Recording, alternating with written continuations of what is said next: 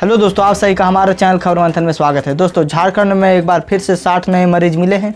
अब झारखंड में संक्रमितों की संख्या बढ़कर 2585 पर पहुंच गया है। 60 नए मिले मरीजों में से चतरा से 7, देवघर 1, धनबाद में से 3, पूर्वी सिंहभूम में 9, गढ़वा 1, गिरिडीह 7, गोड्डा 1, हजारीबाग 3, खुट्टी 2, कोडरमा 8, लातेहार 3, लोहरदगा 1, पलामू 8, रामगढ़ 1, रांची 3 और साहिबगंज से 2 मरीज मिले हैं। पूरे देश में लागू होगा one nation one ration card. प्रधानमंत्री नरेंद्र मोदी ने मंगलवार को देश के नाम अपने संबोधन में पूरे देश में one nation one ration card लागू करने की बात कही है।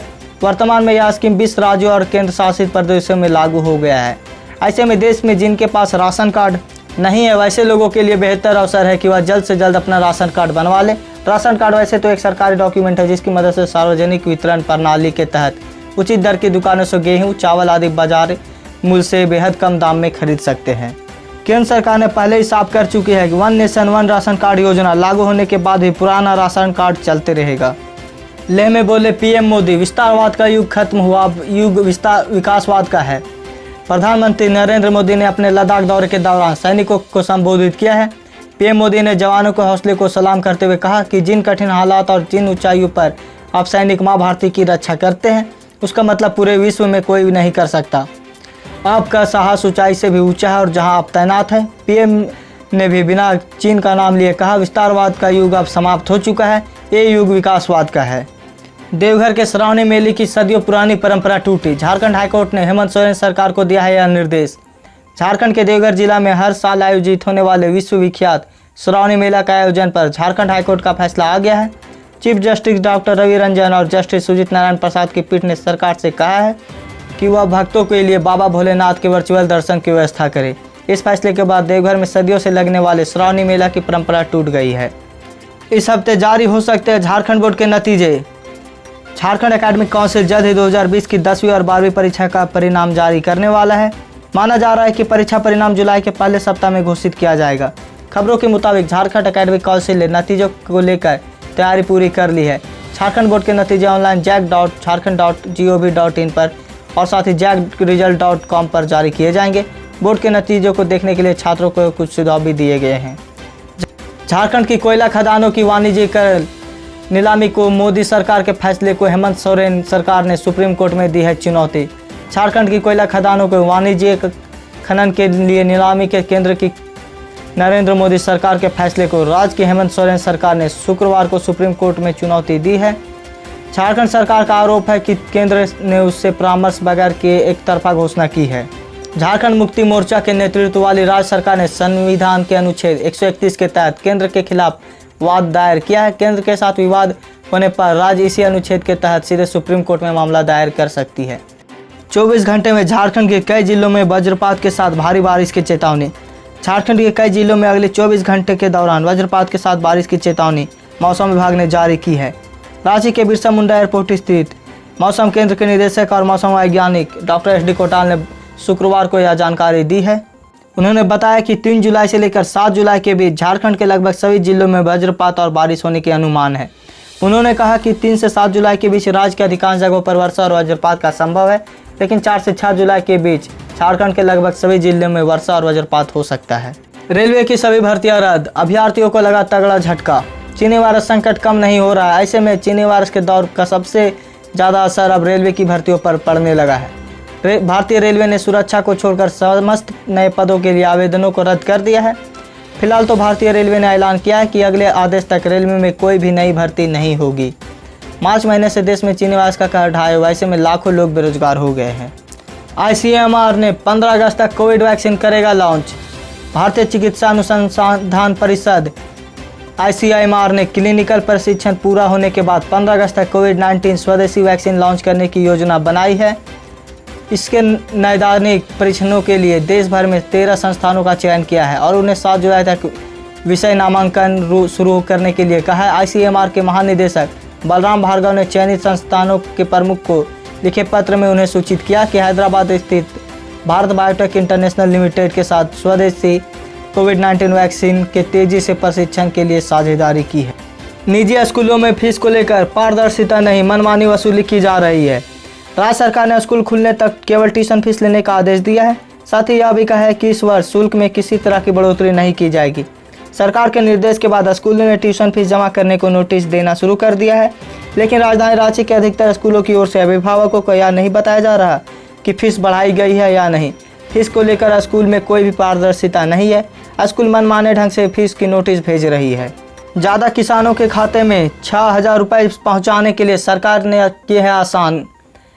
किसानों के बैंक अकाउंट में सीधे पैसे भेजने वाली पहली योजना प्रधानमंत्री किसान सम्मान निधि स्कीम के आज 18 माह पूरे हो गए। इस दौरान खेती किसानों के लिए 9,96,00,000 से अधिक किसानों के करीब 73,000 करोड़ रुपए की नगद राशि दी गई है और रजिस्ट्रेशन अभी भी जारी है। पिछले 1.5 साल में यह योजना को लेकर कई बदलाव किए गए, जिसके बारे में आप जानेंगे। तो इसके तहत आपको 6,000 रुपये लेने में और भी आसानी हो सकती है। सरकार 2,000 रुपये की 3 किस्त में 6,000 रुपये दे रही है। भारत के बाहर हो सकता है IPL 2020। इंडियन प्रीमियर लीग का 13वां संस्करण भारत से बाहर आयोजित किया जा सकता है और इसकी मेजबानी की रेस में संयुक्त अरब अमीरात और श्रीलंका सबसे आगे है। इसको लेकर अंतिम फैसला जल्द होगा, क्योंकि BCCI इस साल ऑस्ट्रेलिया में अक्टूबर-नवंबर में होने वाले T20 विश्व कप को लेकर आधिकारिक फैसला आने का इंतजार कर रही है।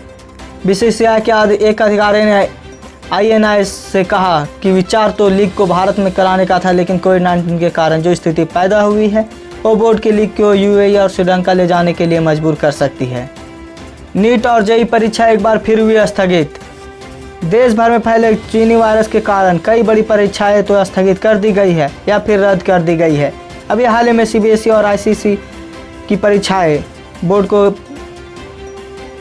नीट और JEE परीक्षा एक बार फिर हुई स्थगित। अब इस नई तारीखों को होगी आयोजित। देश भर में फैले चीनी वायरस के कारण कई बड़ी परीक्षाएं या तो स्थगित कर दी गई है या फिर रद्द कर दी गई है। अभी हाल ही में CBSE और ICSE की परीक्षाएं बोर्ड की भी रद्द कर दी गई है। इन परीक्षाओं के रद्द होने के बाद देश भर में लाखों छात्रों के मन में इस महीने के अंत में देश भर में आयोजित की जाने वाली JEE मेंस और नीट परीक्षा को लेकर संशय के बादल मंडरा रहे थे। छात्रों के इन सवालों का हल करते हुए मानव संसाधन मंत्री रमेश पोखरियाल निशंक ने नीट और JEE मेंस परीक्षा 2020 को एक बार फिर से स्थगित करने का निर्णय लिया है। नई तारीखों के मुताबिक JEE मेंस परीक्षा 2020 1 से लेकर 16 सितंबर को आयोजित की जाएगी। अंतर्राष्ट्रीय उड़ानों को लेकर सरकार ने बदला फैसला, 31 जुलाई तक बढ़ाई रोक। देश में चीनी वायरस से संक्रमित मरीजों का आंकड़ा लगातार आसमान छू रहा है। भारत में अब तक 6,27,000 से ज़्यादा लोग संक्रमित हो चुके हैं। चीनी वायरस के बढ़ते मामलों को देखते हुए DGCA ने अंतर्राष्ट्रीय कमर्शियल उड़ानों पर प्रतिबंध 31 जुलाई तक बढ़ा दिया है। DGCA ने यह भी कहा है कि अलग अलग मामलों के आधार पर चुनिंदा हवाई मार्गों पर कुछ उड़ान सेवाओं की अनुमति दी जा सकती है। इंडिया ने दिया चाइना को एक और झटका, अब इस सामान के इंपोर्ट पर लगाया जाएगा बैन। भारत चीन टेंशन के बीच भारत सरकार ने चीन को बड़ा झटका देने की तैयारी की है। केंद्रीय मंत्री RKC ने संकेत दिया है कि चीन से आने वाली सभी उपकरणों पर बैन लगा दिया जाएगा। RKC ने कहा है कि भारत में पावर उपकरणों की मैन्युफैक्चरिंग हो रही है, ऐसे में बाहर से देशों से सामान मंगाने की ज़रूरत नहीं है। अगर किसी सामान का आयात की ज़रूरत होती है तो वह काफ़ी सीमित दायरे में होगी। केंद्रीय मंत्री की ओर से कुछ दिन पहले कहा गया कि जो ऐसी जानकारी मिली है कि पावर उपकरणों में ऐसे वायरस इंस्टॉल किए जा सकते हैं जिन्हें कहीं से भी एक्टिव किया जा सकता है। साथ ही उन्होंने कहा कि इन वायरस की वजह से पूरे पावर सेक्टर को बर्बाद किया जा सकता है। इसकी वजह से इकोनॉमी को बड़ा नुकसान होने की भी संभावना है। किसानों को आत्मनिर्भर और कृषि उत्पाद बढ़ाने के लिए एक्शन प्लान बनाएगी सरकार।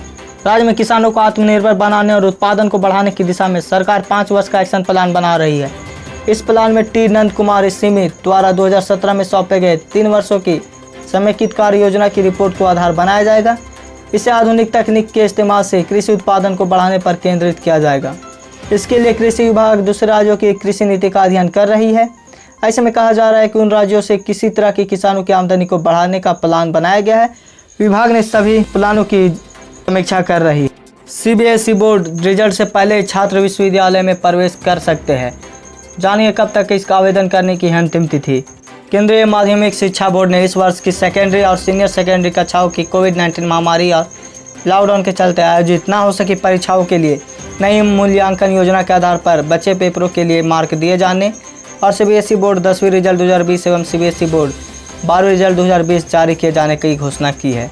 कोविड-19 के दौरान शिक्षण प्रक्रिया को जारी रखने के लिए केंद्रीय मानव संसाधन विकास मंत्री ने गुरुवार को प्राथमिक कक्षाओं के लिए एक नया वैकल्पिक कैलेंडर भी तैयार किया है। तो दोस्तों आज की ताज़ा खबर बस इतना है। अगर आप हमारे चैनल में नए हैं तो हमारे चैनल को सब्सक्राइब करें और बेल आइकन दबा दें ताकि जब भी हम वीडियो डालें नोटिफिकेशन आप तक पहुँचे। साथ ही इस न्यूज़ को ज़्यादा से ज़्यादा लाइक करें और शेयर करें।